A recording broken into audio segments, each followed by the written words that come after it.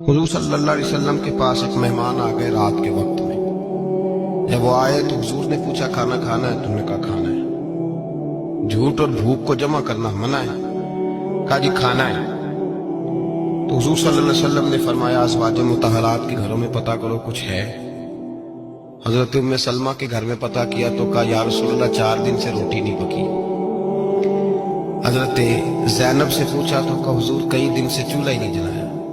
حضرت عائشہ صدیقہ، حضرت میمونہ، حضرت سودا، تمام گھروں سے بظاہر یہ دو جہاں کے شاہ ہیں، پر پاس کچھ رکھتے نہیں۔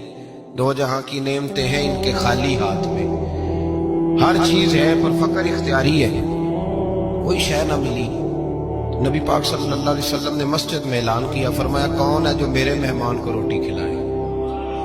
ان لفظوں کا حسن کوئی حسن والا ہی سمجھ سکتا ہے۔ فرمایا کون ہے جو میرے مہمان کو کھانا کھلائے؟ تو ایک صحابی لے گئے اور اٹھے، وہ صحابی جو صحابہ میں غریب تھے، ایک انصاری جو غریب آدمی تھے، اگرچہ میرے محبوب کے غلاموں میں جو بڑے امیر تھے وہ بھی خرچ کرنے میں بڑے آگے تھے، حضرت عثمان غنی رضی اللہ تعالیٰ، حضرت عبد الرحمن ابن عوف، حضرت ابو بکر صدیق رضی اللہ۔ لیکن یہ غریب آدمی کا حضور میں لے جاؤں گا، میں لے کے جاؤں گا، یہ بخاری مسلم ہے۔ حضور نے فرمایا لے جاؤ۔ وہ اب صحابی گھر لے گئے اور بیوی سے مشورہ کیا، بات پہ غور کرنا، ہر چیز کی بھوک دیکھی جا سکتی ہے، بچوں کی نہیں دیکھی جا سکتی۔ وہ انصاری حضور کے مہمان کو گھر لے گئے، جا کے بیوی سے مشورہ کیا، کہا بھلی مانس گھر میں کچھ ہے؟ تو اس نے کہا تھوڑا سا بچوں کے لیے کھانا رکھا ہے۔ بچوں کے لیے؟ بچے تو بزدل کر دیتے ہیں، بچے تو آدمی کو بزدل کر دیتے ہیں، بچے تو مار دیتے ہیں، کلیجہ پھٹ جاتا ہے بچہ بھوکا ہو، نیند نہیں آتی۔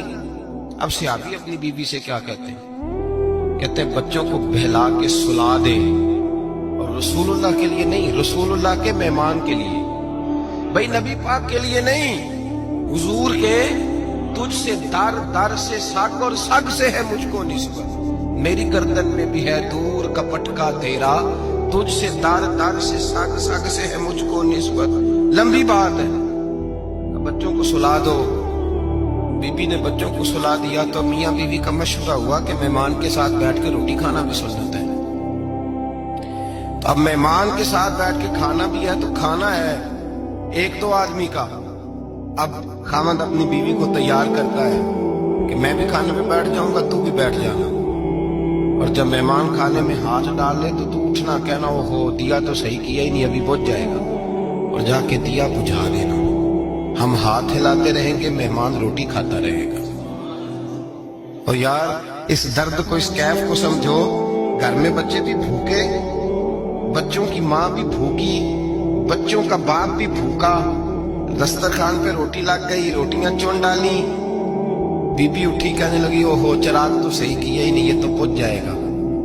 حوصلے مند بی بی جس نے بچے بھوکے سلا دیے، وہ بھوکے سوئے ہوئے بچوں کی بھوکی اماں اٹھی اور اپنے خامند کی تابے داری میں اٹھی، میں گڈی تے ہاتھ ڈور سجن دے، وہ جنج رکھے اونج رہنا ہے، اٹھی اور اس نے نہ دیا ٹھیک کرنے کے بہانے بجھا دیا۔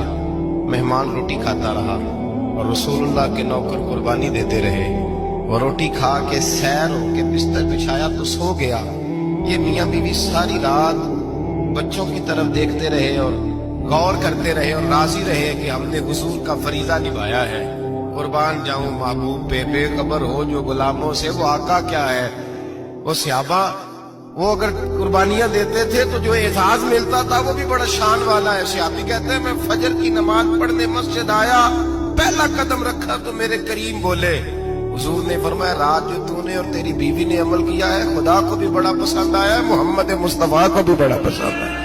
اور پھر ایک لفظ اور ہے حدیث میں، ایک روایت میں کچھ جملے اور بھی ہیں۔ حضور نے فرمایا جب تو اور تیری بیوی رات مہمان کے ساتھ احسان کر رہے تھے نا، تو عرش کا مالک تمہیں مسکرا مسکرا کے دیکھ رہا تھا، رب تمہیں دیکھ کے مسکرا رہا تھا، رب تمہیں دیکھ کے مسکرا۔ در دامنی پہ شیخ ہماری نہ جائیے، ہم دامن نہ چھوڑ دیں تو فرشتے وضو کریں، پر میں وہ مسکرا رہا تھا کہ میرے بندے میرے رسول کی رضا کے لیے کیا کر رہے ہیں۔